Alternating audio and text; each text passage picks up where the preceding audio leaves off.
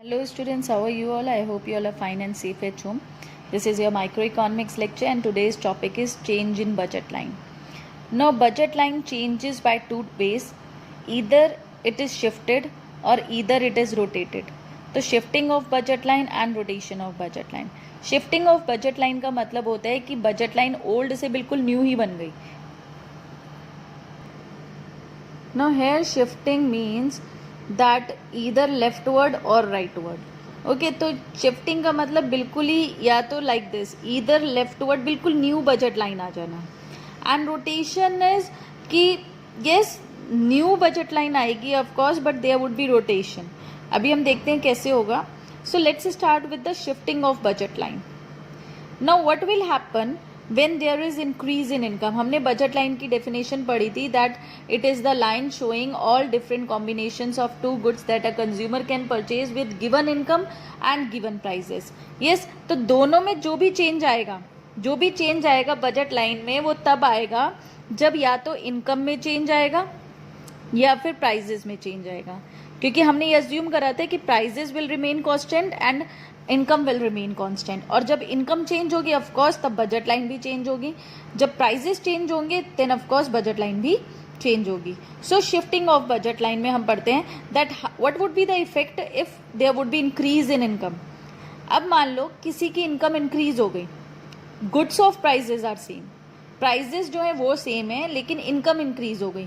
यानी income increase हो गई तो अब कंज्यूमर क्या कर सकते हैं, अब कंज्यूमर दोनों गुड्स ज़्यादा परचेज कर सकता है पहले से, है ना, पहले से ज़्यादा परचेज कर सकता है क्योंकि उसकी इनकम इंक्रीज हो गई.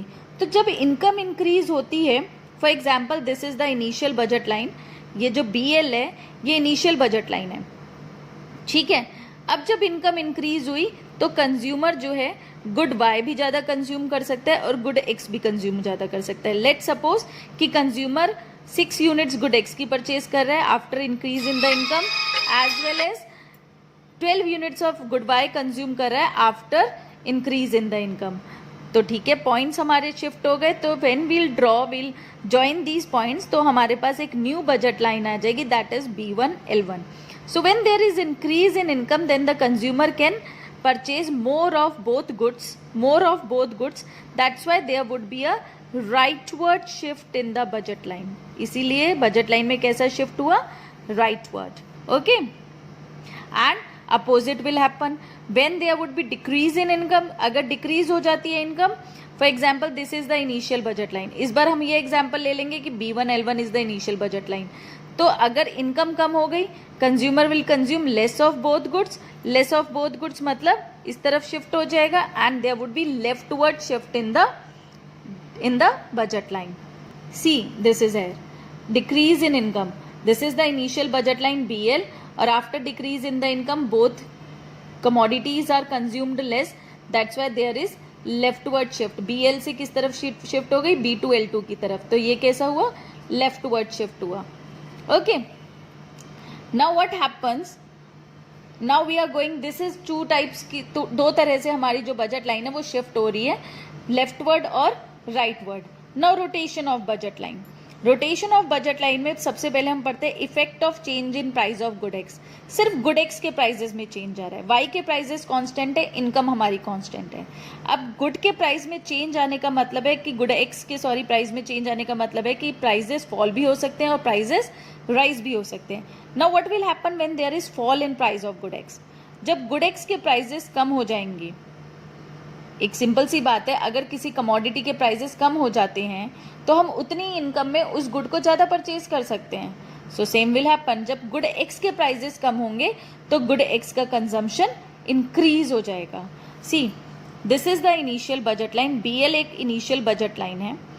प्राइजेस कम हो गए गुड X के, फॉर एग्जाम्पल 20 रुपीज़ से 10 रुपीज़ हो गए. तो 20 रुपीज़ से जब 10 रुपीज़ हो गए, पहले 20 रुपीज़ में कंज्यूमर 5 यूनिट्स परचेज कर रहा था, अब 10 रुपये में वो 10 यूनिट्स परचेज कर सकता है. तो गुड X का कंजम्पशन इंक्रीज हो गया लेकिन गुड Y का उतना ही रहेगा. तो this is rotation of budget line. कैसी रोटेशन हुई, rightward rotation on X axis, rightward rotation on X axis. तो कैसा रोटेशन है ये, राइटवर्ड रोटेशन. लेकिन किस एक्सिस पर है, that you have to write on x axis. Okay. Similarly what will happen when there will be rise in price of good x.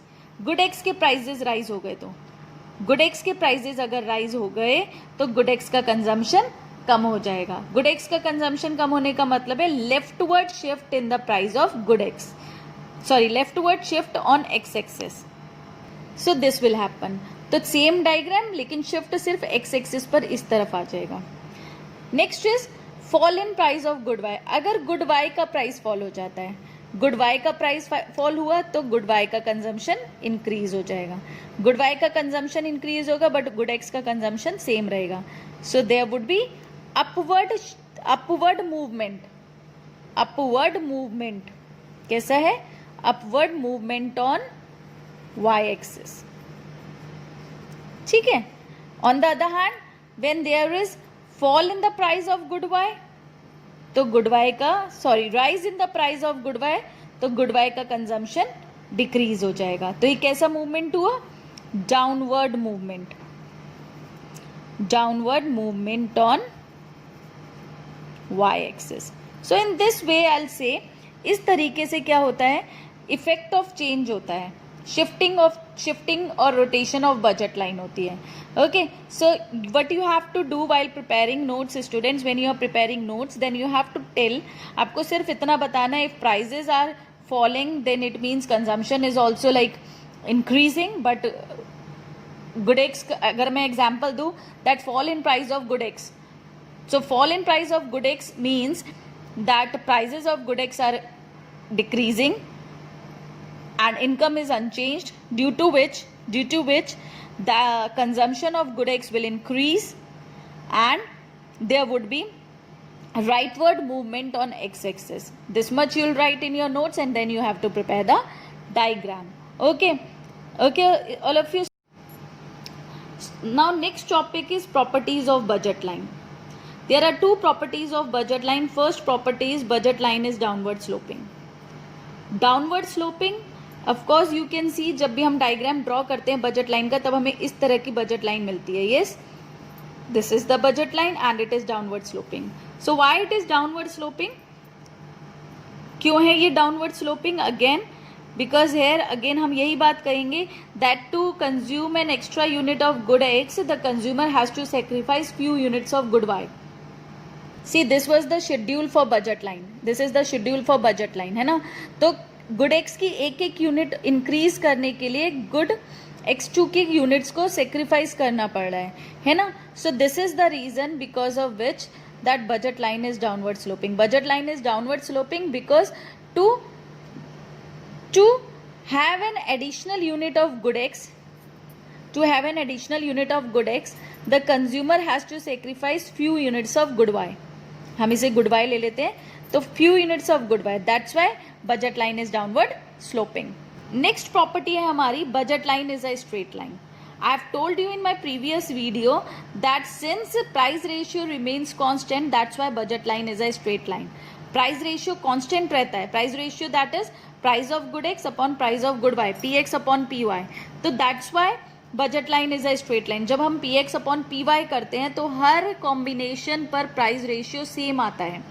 For example मैंने दिया था प्रीवियस वीडियो में 20/10, तो 2 every time it was coming 2. तो because कि वो price ratio constant था, that's why budget line is a straight line. Okay, the slope is constant because price ratio of two goods remain constant. So these two are the properties of budget line. Okay, so I hope you understood this. Thank you students and have a nice day.